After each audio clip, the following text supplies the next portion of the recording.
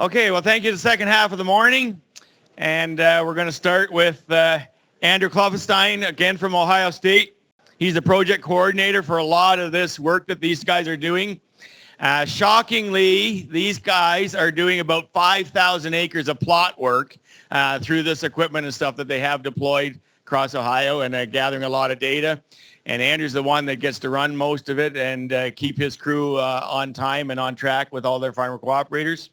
So I'd like to invite Andrew to the stage. Andrew has a bachelor's and master's degree from Ohio State in agriculture engineering. He's been at Ohio State for 9 years, originally from a family farm not too far from Toledo in Paulding County, where they grow corn, soys, and custom harvest forage crops for several dairies. He currently completes research in the areas of compaction, multi-hybrid corn, multi-variety soybeans, late season application of nitrogen, and that's the VT stuff, not the fall stuff, unmanned aerial systems, and big data. Andrew continues to manage his field operations, labor, proposals, and projects in the current department under Chair Scott Shear. Please welcome Andrew.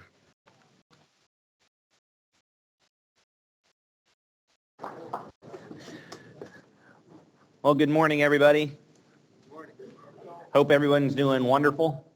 I'm the third or last wheel of this group, per se. So, going to get started here. Going to introduce a lot of the work that we're doing in the field at Ohio State, as well as go through that model. It is simple, I promise.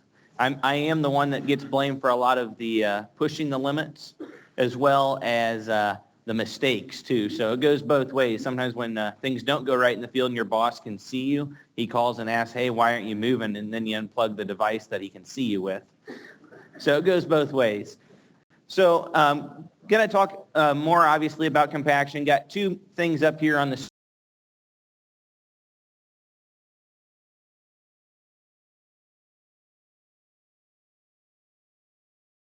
we can actually look at after the growing season. And then on the left-hand side of the screen is the grain cart. So we start talking about the heavy loads in the field, the loads that we know that traverse the whole field, the sprayer, the planter, the combine. But the big load that we continue to look at is the grain cart and your manure tankers. How are they treating the field, and what can we do to actually mitigate those effects? So obviously here on the left-hand side, had a student driving the grain cart, and he was telling me he was doing his best job, and he was doing controlled traffic. So we went back and we looked at the tracks that fall, and I put them in front of him. I was like, so that's what we consider controlled traffic? And he's like, yep. And I just continued to shake my head because this isn't really controlled traffic, and we're going to get to hear about that some this afternoon as well. This, as we continue to look at machinery data, we continue to see, we can actually see compaction effects, and we can treat them and realize them without taking aerial imagery. So this is a as-applied planter downforce map from the spring. The previous fall they went in, the ground conditions were wet, but it wasn't bad enough to have that plasticity deformation. So they didn't have ruts in the field. They didn't go in and do any tillage. So they went in, they planted the field, and as they went across, they started seeing, well, it kept getting darker red, and then it got light. Then it got darker red again, and then it got light. So they started going back and they're looking at the machinery data. A lot of that machinery data, they couldn't figure it out, and finally they said, oh, we didn't have anything on the grain cart. This actually matched the grain cart. So starting to go back and looking at these data layers is post-mortem, but you can see those effects and actually assign them to an actual pass in the field. So two other things that we continue to talk about, grain carts with wheels and grain carts with tracks. So we looked at that and we were like, the higher loads, we looked at the 10 and 20 ton, but there isn't anything for those larger axle ton loads. So we came up with an objective, and we wanted to develop another empirical model. Everybody loves empirical models. A simple model that could predict the magnitude of compaction as well as the resulting yield penalty, and then collect field data to extend that model, because there is a lot of data out there for the 10 and 20 ton axle loads that actually was a worldwide study for a lot of sites and used that data, but we needed higher ton axle loads, 30, 40, 50 ton axle loads, as well as looking at that pass multiplier. I know we've heard that 80%. I'm going to show you some data that maybe it's 85 to 90% of the damage is actually done in that first pass. And then really start to quantify the tracks versus tire dilemma. What's the trade-offs? What's the feedback for that? And then we're going to revise that model. So you saw this model earlier. I'm going to start to step through it. It is simple. If you have questions for me afterward, don't be afraid to come and ask me. So first thing, we have it divided into topsoil and subsoil. We've heard a lot this morning. You have that topsoil is affected by surface compaction or tire pressure or PSI, and that subsoil compaction is strictly axle load. So we're going to go into looking at the depth of that compaction factor. We actually divided it into topsoil and subsoil, and this was all done on previously completed research. So nothing new here. From the 0 to 12 inches, which is this portion or this left side of the model, is 0 to 12 inches. So that's what you can till. The bottom, which is the subsoil, is 12 inches and below. So we saw that from Randall Reeder, he had this data and he had never really put a equation together, and I took and put an equation, put a best fit line through it, and I gave it to him, and he's like, oh, I really had never looked at it that way. So we actually are able now to predict down through the soil profile, and we see these 30, 40, 50-ton axle loads, we're getting loads down to 1.5, 2 meters deep into the soil profile. So looked at a linear relationship. So you took and you plugged in your axle load, which is that formula here, and then if it's above 12 inches, all the compactions contained in that top 12 inches. So 10 tons, most of the time you stay in the upper part of the profile. When you start getting below that 12 inches, you actually divide out that compaction and the effects into two different categories, the topsoil and the subsoil, and then plug it in back, those two factors, into this main portion of the equation. So we have 0 to 5 years and 0 to 10 years. And we saw this earlier as well. This came from Dunker out of Penn State. And here they have that triangle, 5 years.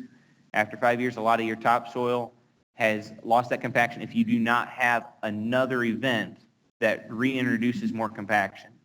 Just because 5 years ago you had a really wet year, but 2 years ago you had another event, you're actually compounding those factors. So they do start to stack up. So this would be if you had ideal conditions for 5 years. Now, some of the deeper subsoil compaction, you are never going to regain that yield loss. It is permanent. So you start thinking, well, I'm going to go out here and it's that soil capacity in the fall. We're going to run that grain cart across it. I'll be able to gain that back in 10 years. Yeah, but you won't gain all of that back. So the next portion of the model, we have the topsoil tillage correction factor and the subsoil tillage correction factor. And what we did here is we assumed you mitigate 100% of the compaction to the depth that you till. Now, as John said, that isn't always true if you're in conditions that you shouldn't be in. So if you're out there and we did some tillage this fall, vertical tillage, and it was so wet that we were plugging the vertical tillage tool. Now, obviously, that is not mitigating soil compaction. So if you're doing tillage in ideal conditions, you can alleviate that to the depth of which you till. So the last portion of this model is the traction device factor, and essentially that's just your correction factor for tracks or tires or IF tires. And initially this model, the data that we used to plug in was all from 10 and 20 ton axle loads that was wheeled grain carts. So the initial model framework was all done on 20 ton and below, as well as wheeled grain carts. So that's where we start to get in, and this is a simple model, and I've had lots of people come up to me, well, you have to take into fact current soil moisture and what the weather's like and what the thaw is like. Yes, that may be true, but just set all those factors aside. This is the portion where we take in the soil moisture. So we have the soil compaction factor 1, soil compaction factor 2, and this is where it becomes an empirical model. And then you have your axle load and your soil type factor. So how we came up with these factors, again, Randall Reeder had data for 2003 to 2010 over those 10 and 20 ton axle loads. It was on a Hoytville, silty clay loam, soybean corn rotation, and the plots were compacted and they were all no-till. So no tillage. So we took and we graphed those lines. You saw this plot earlier, and the 10 ton here on the left, and then you got your 20 ton on the right, and we graphed that with the best fit line through it. So I took that and I sat down with Randall and I showed it to him. He's like, well, that really doesn't have a very good fit line. That's fine. But how could we actually adjust that line for wet and dry conditions? They did not keep track of when they performed those compaction events. They did not know what the soil moisture was. Obviously pretty important. So what we did is took one standard deviation above and below that line to get the wet and the dry conditions. So with that, we had our initial model framework. Pretty easy, right? All of you can take it home. You have it memorized. Take a test on it. Great. All right.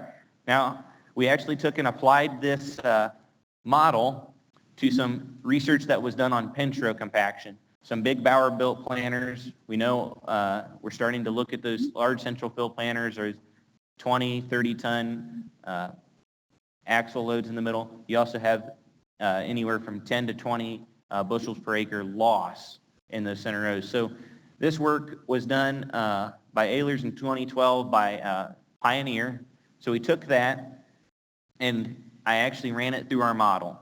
So just to note here, the gray is what the actual yield loss was, and then the green was from the model, and the blue was from the model, green being normal soil conditions and blue being wet. So we were within 2 to 4% of all of those predictions. So relatively accurate. If we look at the weight on that planter when we assumed it was about 22,000 pounds, so 11, 12 ton, without knowing soil conditions, what the project was like, and how heavy planter was loaded, the model did a relatively good job.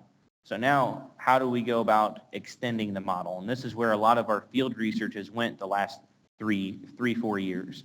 So in 2014, we went out and we decided, well, we're going to drive grain carts across the field and create compaction plots. And everybody sort of looks at you for a place to do that, and we don't want to ruin our soil. Well, our first study was done at Farm Science Review, which is a farm owned by Ohio State, and we went in and we inline ripped or reset the soil structure to try and alleviate anything that was previously done to that soil. So then we went in and we drove a grain cart. This was about 1,100 bushel, and this was about 1,000 bushel, and we filled them both to the same amount of mass corn-wise, but the only difference was the undercarriage and the grain carts themselves. So we did that. We went in, we performed compaction passes, and we do a lot of imagery, and I'm going to get into more of this as we go through the presentation. But what we did, you can see here on an angle from left to right. Now, let me go back. The bottom half of the screen is soybeans. Top half of the screen is corn. So this is machinery data and imagery married together. So results from 2014. We looked at the model portion, what it would predict, and it had roughly about a 12% yield loss from the model. We did not run it for the tracked model because it would not be accurate. And then looked over here, we're within about 1% from prediction. And we looked down here for tracks, we had about a 3% yield loss. So obviously you can see there's definitely a benefit from tracks quantitative-wise, 10 bushel or 11% yield loss where you drive the wheel over, and 3 for that tracks. You go to soybeans, this was the really big shocker. This was a year where I would say we had perfect ideal rains. It was a good high-yielding year for both corn and soybeans. And we came in and we thought, everyone says soybeans are more compaction resistant. I always get that, and I sort of look at them and shake my head. And we had a 28% yield loss from that wheeled grain cart. So obviously significantly higher, 4 times that of tracks. And we looked here what we predicted, we were about half for soybeans. So this really surprised us a lot. So moving forward, we thought, well, we really needed to expand the model because we were statistically significant on some of the results, but we really needed to get a lot larger. So each size of the plot was about 3 acres. So 3 acres and you're driving grain carts across and destroying soil, that's quite a bit. Well, in 2015, we actually went to 41 acres. So Bex was kind enough to let us come out, and we got to drive grain carts on a previously set AB line across the field and did not only wheels, we did 2 types of tracks. We had equalizer tracks and we had regular tracks. And if any of you are familiar with equalizer tracks from under earth, essentially they have 2 degrees of motion. So they can go back and forth in 2 directions, 2 degrees of freedom for each track. So we had that, and then we did number of passes, single, double, and triple. So you go over the same spot 1 time, 2 times, 3 times, and now we're starting to look, well, is it the 90%, is it 80%, is it 70%? And then we also replicated that 5 times, and then we looked at 3 different hybrids. So the 3 different hybrids was really interesting, and I'll show some of that here in a few minutes. And then we randomized that, and then we had roughly 540 plots and 41 acres. So you start thinking about putting all this in precision agriculture, you really have to have all your data layers. So we talk about field view and precision planning and using your data layers. You have the ability to look at some of this. We just did it on a high-intensity experiment. So here's a picture of when we went in and performed the compaction. So out of the 3 years that we've done this and went and performed the compaction events, I've actually put them in once. 2 years ago, we had a student put in half of them, and then Dr. Shearer put in half of them, and then this year, I think he did all of them. Yeah, he's shaking his head. Yes, he got to drive around in circles for 2 days. So everyone thinks you're crazy out there driving around in circles, and we get this a lot where they sit by the edge of the road in their truck. That's me. We're out there planning 12 and a half, 14 miles an hour, sitting by the road. There's a line of trucks. Yeah, they all think I'm crazy. So same thing with this when we're putting this in the spring. So we get this constant question, what is the yield loss? So we get to go destroy 41 acres. So went in and planted all of our equipment. We run everything with hydraulic downforce. We collect all the data. And you can see the resolution on this. We can actually go back in and see every single set of tracks, regardless if it's tracks or wheels, single pass, double, triple. But if you start looking at those values, the intensities are different. So what happens when you're going across that, as you're planting through the soil, you usually lose ground contact in those higher compaction areas. So you start talking about airbags on planters, you're not necessarily going to react quick enough to keep that planter and the seed in contact with the furrow, whereas hydraulic downforce, you can react a lot quicker. So that's where you're seeing a lot of these tracks here on this slide. So imagery, we really loved to collect imagery. We collected, this is in 2015, we had roughly 74 flights over this field. That's manned, satellite, and UAV. So on the left here, May 19th, we have regular RGB, red, green, blue, like you take with your phone, and then you have ADVI or close to NDVI, just a different formula. And this is in early May, this is before we planted. We go to August 14th, you can definitely see the 3 types of hybrids.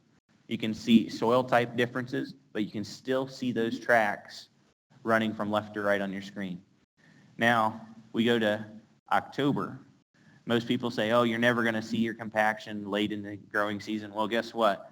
Those passes were seen all the way through the growing season. So now, oh, okay, that's great. I never see it in the yield monitor. Well, we think about our combines. We have 20, 30, 40-foot wide headers that's integrating all that mass together, and you're trying to find a spot about 42 inches wide or 50 inches wide and assess yield loss on that. So rather difficult, and this is the value of imagery. We can actually recalculate and look at the yield loss and pinning it back to traffic. So this is just showing the resolution here, and you can really start to see the difference in soil type, and this will come back to being important later. And then a couple slides here on looking at UAV flights. So I always tell farmers, before you jump in and want to go fly a UAV, you probably should look at a manned flight first, because you're not necessarily going to notice a lot of difference unless you've looked at thousands and thousands of pictures or thousands of acres of imagery. It comes in handy when we're doing a lot of our calculations, but really start to look at the trade-offs on that. So here we have a August or June 24th image, RGB, and a thermal image, as well as July 1st. And we can really see to start the this road, right, we call it the roadway through the field. It literally looks like a road that we use to drive around in a circle. So here's just an NDVI. You can really start to see the resolution difference between the two images. So now we get to talk about the fun stuff where we go back and look at the results. And on 540 plots, how do you actually analyze that? So we get to go and import all that data into ArcGIS, and we get to lay out the tracks. And of course, you can see different, right here's a triple pass wheels, and then there's a tracks right here. But you can really start to pick out the differences in those undercarriage effects. So before we harvest, there was this, how should we say, a discussion between my boss and I, how we were going to collect soil measurements. So we had the discussion of how we were going to go take soil cone penetrometer readings and soil moisture readings. Well, if you get to go take soil cone penetrometer readings, and if you've done it, it's loads of fun. Try about 10. My boss initially wanted me to hand sample all 540 plots. I came back after the first day, and I sat angrily in my office, and he came down, and he's like, hey, how'd it go? I looked at him. I got 24 done. It was a great day. That's when we decided to compromise a little bit, and we did not do all 540 plots. So this gets back to the quality of data, and John talked about this. You really have to pay attention to soil moisture and what your profile is like. So we were actually taking this in December. So the ground was not frozen yet, but we were definitely combating that because we had to wait so it would be unthawed or thawed. And then we also had to make sure it was uniform moisture. Well, you have usually about a 2-day window to get that done about any time, because if it rains and you get uniform moisture, you start to dry out. You want to be able to compare your beginning measurements with your end measurements. You have to get them all done in a day. So if you can imagine, I talked earlier how important soil color is. You can see here we have our dark and our lights. And there was a huge difference after the first day of the light soils to the dark. And that's when we decided that we had to break it up. The light soils had lots of rocks. So if you can imagine, I'm out in the field and you're pushing the soil probe down and you hit a rock. That's a false measurement, so you get to start over. So in a few slides here, I'll explain more about that. So we went out and we took soil moisture, because you have to know your soil moisture if you're going to relate it to soil cone penetrometer. We took 2 different depths, 3 inches and 8 inches, and we took in each zone 2 times. So if you had a set of tracks, right here he's in a set of tracks, you would take it twice in that location, and then you'd average it together, both at the 8-inch and 3-inch depth. And then you would also do that in the control zone, which was between the 2 tracks. So not going to have really anything enlightening here. This shouldn't surprise any of you. John has talked about it. You look at your soil moisture at 0 to 8-inch depth. We have equalizer tracks is in the green, regular tracks is blue, and the wheels is red.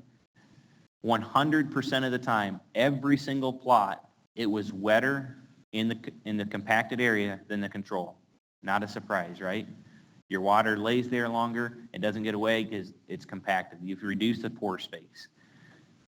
You look at the 0 to 3-inch depth, you actually see a spread in that data because it's actually starting to really show how in that 0 to 3 inches how much wetter and how long the water and the moisture can lay there compared to the control. So then it's time for the fun part. After we took that, I got to push this probe down in the ground about 10 to 15,000 times. It takes a reading every inch. So if you get down to about 17 inches and you air out, you get to start over. About the second plot I got to, I realized just how much time it was going to take. So you really got to pay attention to where you have rocks and those light soils. So the darker soils, it's a lot easier to take these readings. I know John showed a simplified version of this with an analog. This is actually a digital, so it records it at every location. You can GPS mark it so you don't lose your data. So 0 to 6 inches, we summarize this in 3 different ways, or you can summarize data lots of different ways, but we averaged 0 to 6 inches, 7 to 12, and 13 to 18. And if you notice here on the left, this is equalizer tracks again, and then you have your regular tracks and your wheeled. So there's not a whole lot of difference in these in the 0 to 6, which was surprising. But you compare it to controls, obviously there is a difference between the two zones. Where you really start to see the difference is 7 inches and below. So the tracks, you have that increased area. The surface contact pressure is a lot less, but really not a whole lot of difference. But 7 inches and below is where you really start to see this red box really start to go up. So that's where the cone of influence, regardless of the tire PSI, it's just pure axle load is going deeper into the soil profile. And then you go down 13 to 18 inches, you really got a high, your min and max ranges for the wheels is quite a bit more. So there is difference, obviously, between wheels and tracks when you start looking at it in a soil cone penetrometer aspect. So time for the fun part. We finally get to harvest. I was excited, so we get to go out. So I harvested the first 8 rows, all one direction, and that's when we went in and we did the hand measurements, and there was a couple weeks difference in harvest. And then I got to harvest the last 8 rows in a 2-4-2 format. So you got a class 7 machine, and you get to harvest 2 rows of corn, and Dr. Shear talked about me doing 7.5 miles earlier per hour. I got to go 3. So it was very painful. It took an entire day, and we harvested it all one direction. So you dump one end and drive clear back to the other end. The field is about a mile long. So extremely painful, especially when you want to get stuff done. So this was to help increase in the yield monitor resolution, because if I would have taken all 8 rows, it would have not done a whole lot of good looking at the data at that point. So yield data, start looking at how we can summarize these different things. I'm not going to get into this a whole lot because I could spend an entire day talking about the statistics on each and every pass. I'm going to sort of look at the overall trends. That way you know what's going on there. So right here, we still staying with the same thing. Green is equalizer tracks. Blue is the regular tracks, and red is the wheel. This is the pass multiplier. So as you go from left to right, you got 1 pass, 2 pass, 3 pass. So if you notice in the tracks, once you traffic the field once, there is not a whole lot of difference in those treatments, not statistically significant. Same as with regular tracks. Maybe a little bit worse on that 3rd pass, but really where you see it is on that wheeled. By the time you get over it the 3rd time, you still do a lot of the detriment, 80, 90%, but you really start to even get more as you traffic the field in the same spot. So there's areas where you go over the same spot to load the semi or on the end rows. So this is the combined data, everything together. The controls are the gray boxes for each one. One thing you'll notice, the controls are also, if you look here, the 127 is the bushels per acre average for the equalizer tracks. The control is 157, regular tracks 123, 153, 114, 149. If you notice, even on the control areas, those are trending down. So if you think compaction not only affects the area that you run over, but it also affects its surrounding neighbors. So obviously, if you compact an area and the water can't run off, I'm going to go somewhere else. It's not only going to affect that corn, it's going to affect the corn in a broader region, and that's noted here. So that's great. Now we got to take and plug that back into the model, and now we got these 3 dots out here on the end. Now, one thing we noticed, and I didn't break it out by hybrid, but we had hybrids that performed better with the amounts of compaction. And we attributed that some corn can withstand wet feet.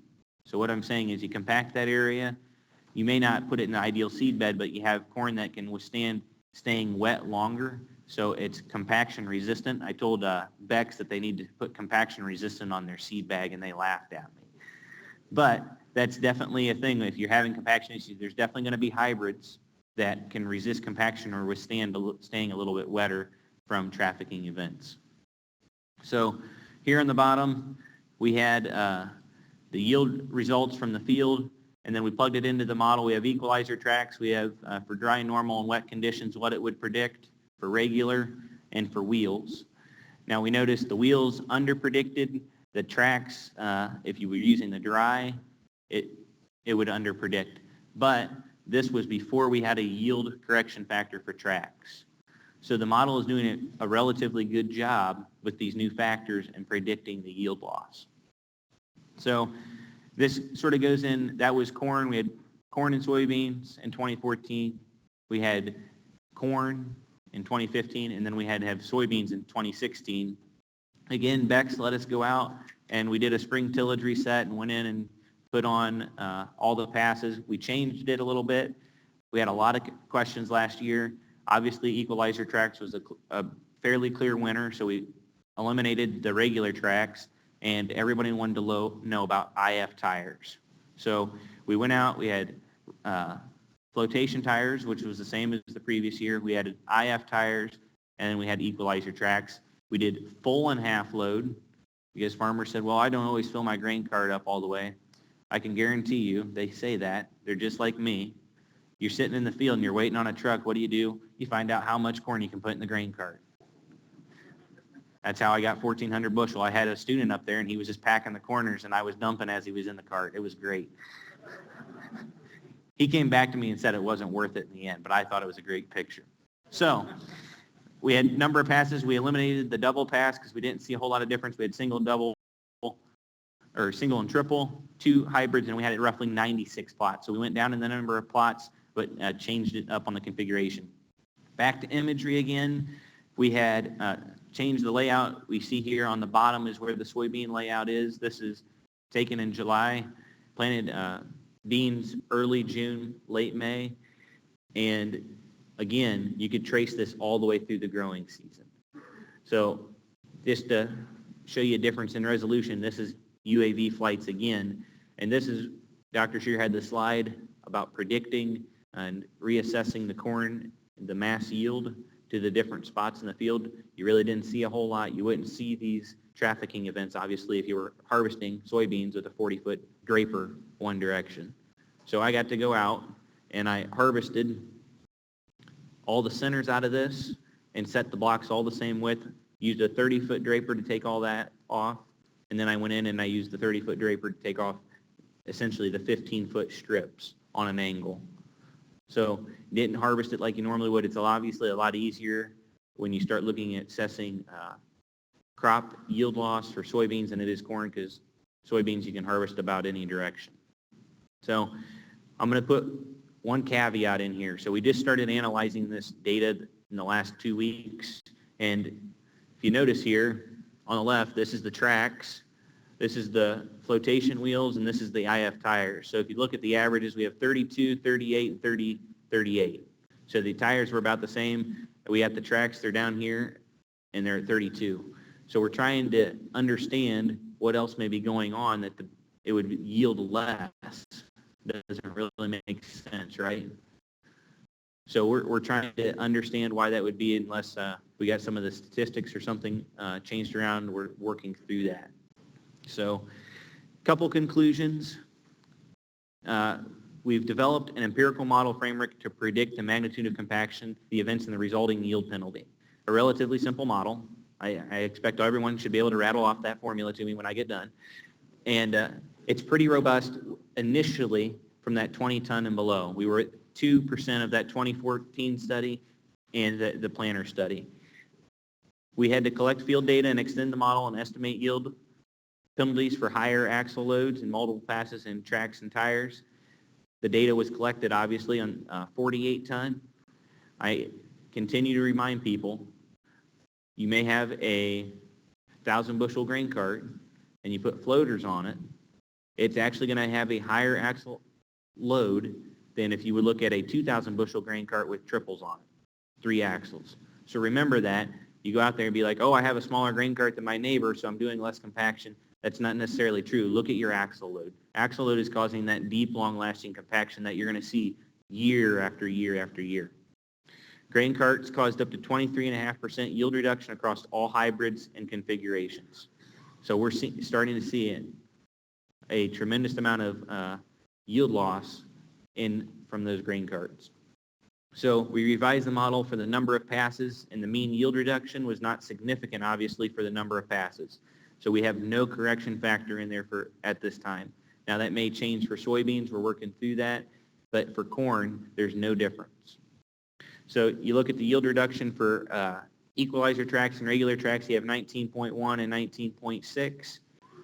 Relatively, compared to the wheels, it was statistically significant when you looked at the equalizer tracks, the equalizer versus the wheels, that they were better than that configuration. So tracks paid.